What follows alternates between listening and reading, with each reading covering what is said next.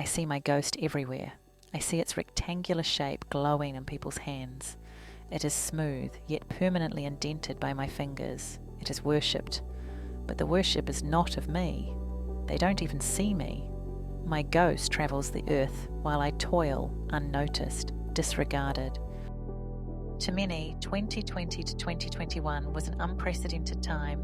A new virus, lockdowns, mask requirements, and I would be putting social distancing here, but the thing is, the society we live in had functioned on and normalised social distancing long before COVID, just in a different form. This thought came to me when watching the TV show Chernobyl. In it, there is an unmistakable loudness. You'd be forgiven for thinking that I'm talking about from the explosion or the subsequent response.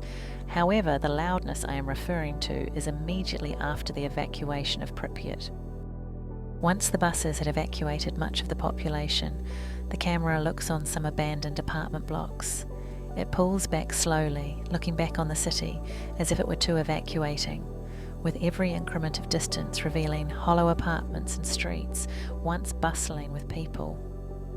Almost immediately after the town was evacuated, the emptiness felt so full. I thought to myself, this is a ghost town. But then the thought stopped me in my tracks. Why is it a ghost town? Many people had died from the radiation of Chernobyl, yet it was only through the absence of the still living that it became a ghost town. It is easy to mistake ghosts for death. Many of us grew up watching Casper or Ghostbusters, where the ghosts appeared as spectral entities after death. For Casper, it was Casper McFadden, who was a boy who died from pneumonia after playing outside in the cold. In Ghostbusters, it was many people around the city. So ghosts can only exist if someone has died, right? Not really.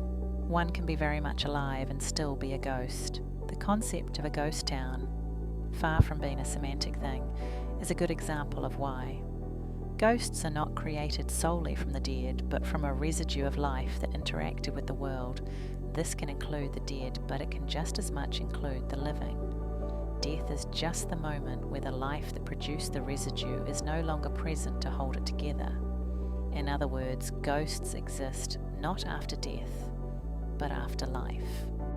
Sometimes, when my disability flares up, I get bouts of depersonalization, where I feel outside of my body. The best way to describe it is it feels as if you have stepped out of your body and become a reflection in a mirror. Though you move just as your body does, you can only really observe yourself because the space you inhabit is flat and limited. It is a very uncomfortable feeling. It feels like my life is happening somewhere else and I'm just watching. Often, to keep myself grounded during depersonalization bouts, I read. In my most recent bout, I was reading Capitalist Realism by Mark Fisher, and I found him connecting many mental and physical health issues with capitalism, and how capitalism upholds them incredibly illuminating. This made me interpret my own depersonalization through the lens of capitalism, wondering what would depersonalization as capitalism be? It didn't take me long to realize the answer was in the palm of my hand, my phone. This thing traveled continents to get to me. It almost takes on a life of its own. And yet, whoever made it is likely trapped, be they in the factories who make it, or the minds who gather the natural material to put it together. Like me observing myself from my reflection, they are watching a residue of their life. Products of their labour become estranged to them, while they themselves are limited to the assembly line or the mine. And then I started realising it everywhere. Depersonalisation is not simply a glitch in my psyche, but a structural condition of capitalism. Under capitalism, when we see a phone, we mostly consider its price, sometimes even the materials that go into it, but we often do not consider the labour that went into it, that very residue of human life that produced it. We don't consider their living situation, their life expenses, the work conditions they live under, their health, none of it. And because of this, the product or commodity takes on a life of its own, a vessel of social energy travelling far more freely than the people who toiled to make it. Most people mistake spirits as being akin to a childlike naivety, much like the imaginary friend many of us had as kids. But these are not naive illusions. They are manifestations of relations, whether positive or negative. For us as children, our imaginary friends were manifestations of agency and social attention. Because, for us, objects and games carried meaning beyond utility. A swing does not simply move you back and forth, it helps you fly. The relational connection becomes emergent. But once children enter into the capitalist framework, they are socially distanced from many of these relational connections. Where objects become commodities and play is mediated by purchased products rather than relational invention. The same logic goes for our ancestors.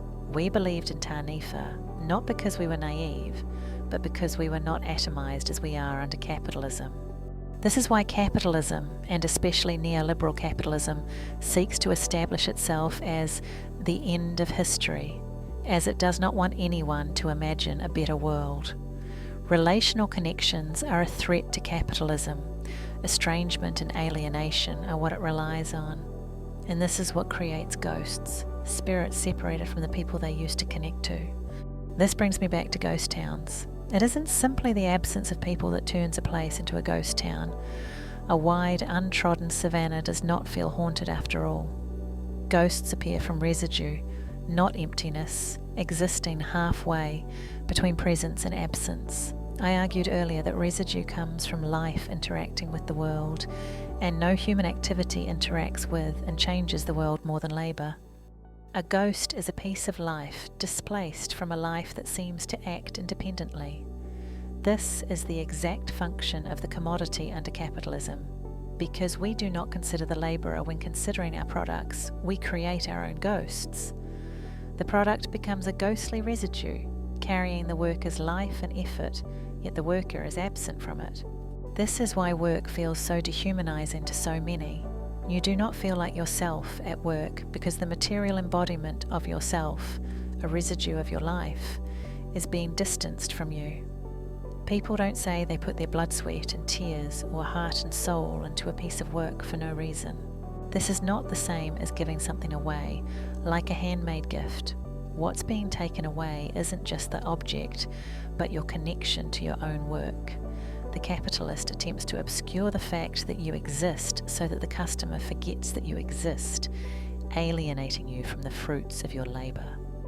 Abandoned towns are called ghost towns because even though the buildings remain, they are estranged from the people that made and maintained them, leaving a spectral residue of labour frozen in glass and steel.